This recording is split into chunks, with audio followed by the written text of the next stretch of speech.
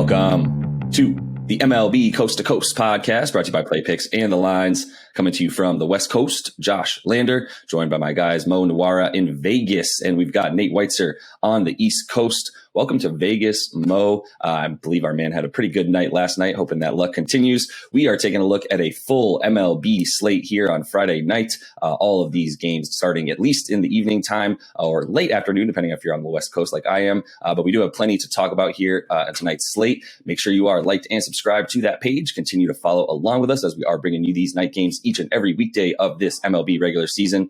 And as always, if you do still need a FanDuel or a DraftKings account, head to FDPicks.com or DKPicks.com. Find those listings in your area, such as Friday night slate. Nate, let's get into it. Yeah, and check out the YouTube page for our NBA Finals Game 4 breakdown and player props as well. Obviously, big game there tonight, but we got plenty of lines here across Major League Baseball. All night games, he said, real quick. Arizona plus 120 at Philly, Milwaukee minus 180 at Washington, Cubs plus 200 at the Yanks, Blue Jays minus 210 at Detroit, Oakland plus 140 at Cleveland, Pittsburgh plus 170 at Atlanta, Orioles in a toss-up at the Royals. We got Rangers toss-up at White Sox, Rays toss-up at Twins, Marlins plus 135 at the Astros, Reds plus 116 at Cardinals, Mets minus 124 at the Angels, Rockies plus 200 at Padres, Red Sox toss-up at Mariners, and then the Dodgers minus 150 against the Giants in that big NL West rivalry. We're going to start with the Mets, who are getting Tyler McGill back here, and he struggled in his last start. Had a lot to do with the reason he wound up on the IL, giving up 8 earned in that last start. So that has inflated his ERA, inflated some of his other stats, but he was pretty dominant before that and still has some really impressive peripherals to look at. I mean, just challenging hitters, 64% first strike, 35% K rate, and a 172 batting average against when facing righties. Very key against an Angels lineup that is righty heavy, and that is now missing Mike Trout with the groin injuries. Day-to-day, chance he plays, but probably going to sit out the rest of the week. And Juan Lagares jumps in as his replacement. Definitely does not strike the same fear into your heart if you're McGill. He looked pretty sharp in his rehab start with an 18% swinging strike rate. That was pretty money in the majors for him, 12.5% swinging strikes with a 3.3 Sierra. And the Angels, we just feel like we have a pretty good pulse on them at this point, that they just lost 13 straight. We called them finally winning with Ohtani on the mound. Now they're throwing out Jonathan Diaz, who's probably going to go 4 innings max here. He's a lefty who's been hit 46% is his hard hit rate. He has a 5.2 Sierra, yet he's been lucky enough to get a 194 BABIP in these 3 outings, 2 of which came against awful offenses, Washington and Oakland, 96% strand rate.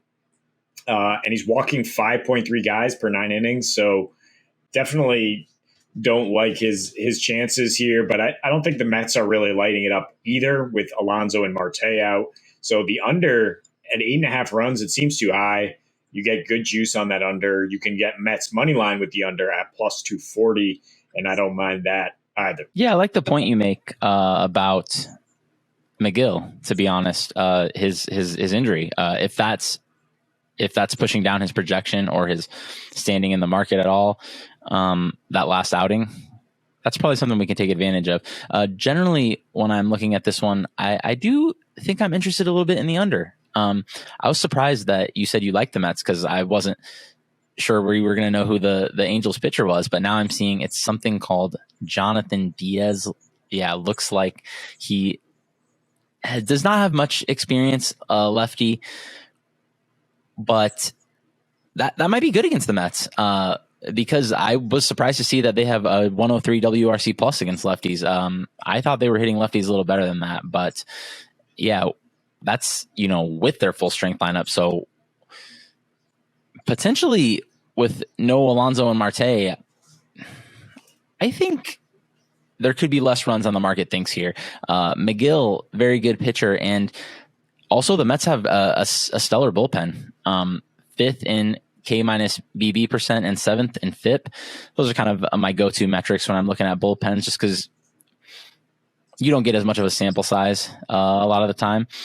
And yeah, just bullpens are usually kind of wild. It's hard to project them. So with probably no Trout and probably no Taylor Ward, so basically two depleted lineups here, I could definitely see some under being the play. I mean, we fired it yesterday and it came home for us in that Boston game. So I like keep taking advantage of Angels unders until hopefully the market, or hopefully it doesn't adjust, so we can keep getting these unders at a decent price.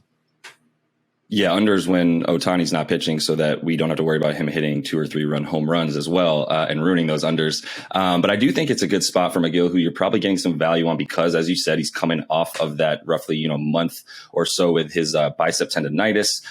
He's definitely a guy the Mets are high on. He's a guy that, I mean, just throwing it out there, I would probably start in fantasy or DFS, even considering that the Angels with that offense are fanning.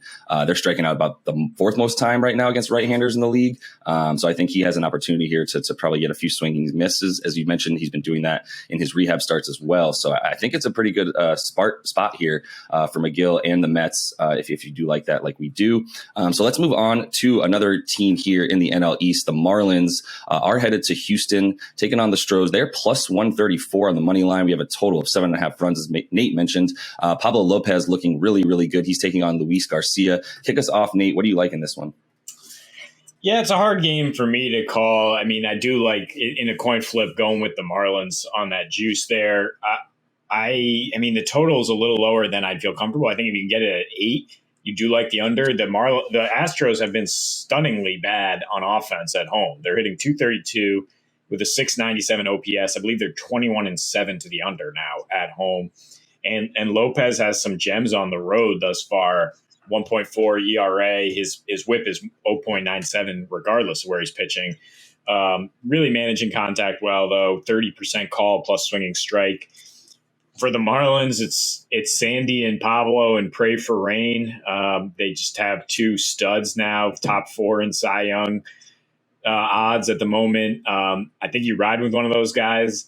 I do have respect for Luis Garcia. I think he's been a bit unlucky to have a 4.2 ERA at home, where he's given up a line drive rate under 10% and a 184 batting average against. But the projections do have him closer to 288 BABIP on the season. His slider has not been as effective as it was last year. And that Marlins offense has been surprisingly good as the Astros has bad. So I will take them. I don't think the Astros are a team to be feared as much as they have in recent years, as we just saw the Mariners take 2 out of the 3 from them. And we were on a few of those games as well. Yeah, I like the Marlins here. I got around, I think, just a little south of plus 140 last night, and there's a plus 140 out there this morning. So just too big of a favorite for me on the Astros side. 2 very good pitchers. I do like Luis Garcia quite a bit. He just isn't quite as good as Pablo Lopez, I think. Just across the board, you look at the peripherals, Pablo's just a little better. More swinging strikes, lower exit velocity allowed, fewer walks. And then, Josh threw out that stat that really stunned me, honestly, yesterday. Just did not know that the Marlins were hitting righties that well. But, they have actually a better offense against Houston, against right-handed pitching so far. 4th in WRC+. plus. Houston is 7th, so they're still quite good. But I'm just seeing, even regressing that and saying Houston is going to be a bit better than Miami, I still think there's quite a bit of value on Miami here. And then when you look at their pitch types, I think you can find another little edge for the Marlins here. Garcia's most used secondary and his best pitch, honestly, overall, I think is his cutter. He throws it just a little shy of 30% of the time. And the Marlins are great against cutters, 9th in WRC plus. And on the other side, you have Pablo with his changeup. He throws that as much as his fastball. Yeah. And Houston has been bottom 10 against changeup so far. So I think it's just a pretty good spot for the Marlins, and just Houston too big of favorites for me. I think that's what it is. He's There's a stat right here. I've got it. The opponents are batting 140 against Pablo when he throws that changeup. So that's a good batting average against. And I would agree with you. Pablo does have the slight edge. They're both really solid young pitchers. Obviously, Pablo Lopez hasn't actually ever pitched against these Astros, so nothing to go on there. But I do think with that combined, the under I like as well. But I do think it comes down to what you were saying there at the end of your piece there, Mo, in terms of Pablo Lopez just being a little bit better. Both of these offenses being pretty much the same at this point over the course of the last couple of weeks, as the Fish have really picked it up big time. And that's definitely helped them get up there as one of the best hitting teams in baseball against right-handers, as we mentioned, Mo. So I do think that the value there is for sure on the Marlins. And really the one thing that the Astros do better that you could point to is definitely the bullpen, as it's currently the best bullpen in baseball, and obviously hitting home runs. So I think if Pablo Lopez limits that and goes deep into the game, then you're getting some really good value there at plus 134 or so for the Fish. So let's finish things off here with Nate's Sox headed to Seattle. We got Rich Hill on the mound, pitches very well against Seattle, taking on Marco Gonzalez, a total of 8.5. Tell me why you like your Boston Red Sox, Nate. Well, Rich Hill's a veteran. I trust him to manage contact. I think the Mariners, it's evident they have the lowest batting average in the American League against lefties, and they've really depended on walks to generate offense. And Rich Hill's not a guy who's going to walk anybody if he knows how to manage situations. His strand rate is lower than it has been for his career. I think that's going to regress. Positively, his hard hit rate is right around where it has been. And then he's got these stunning road home splits where he's just struggled mightily at Fenway. But now T-Mobile Park, old Safeco Field, much more spacious, much more favorable to left-handed pitchers. And Marco Gonzalez has similar good splits at home versus away, but he is just not a guy who's missing any bats, 7.5% swinging strike, 14% K rate, and he's been very homer prone. And then that Red Sox lineup, which we've been on since May, is basically the most tough lineup in baseball, and they're fifth in weighted run created plus against lefties overall on the season. I think they can jump all over him, and I think at a toss-up here, I would rather ride with the veteran and with the stronger offense than with the Mariners. I think those splits on Rich Hill make sense as far as home road. Lefties throwing to righties at Fenway, it's probably one of the worst spots, if not the worst for that. And overall, I agree with what you're saying about Rich Hill. I think the projections aren't really capturing what he does managing contact. It makes me nervous when I see pitchers who rely heavily on called strikes like Rich Hill does. But when you have 8 straight seasons, I think it was, of like over 20% called strikes, he's obviously doing something that is a little different than most pitchers. And the projections are going to regress that, because it's not a skill that the majority of pitchers have to get that many more called strikes than your average pitcher. Usually you need to be able to miss bats, but Rich Hill is able to do it without necessarily missing a ton of bats. And I also like how the Red Sox are using him. They're aware of his limitations. They're not, it's similar to what I was saying about Chris Archer and the Twins the other day. They're not pushing him too hard. He's only gone more than 5 innings twice.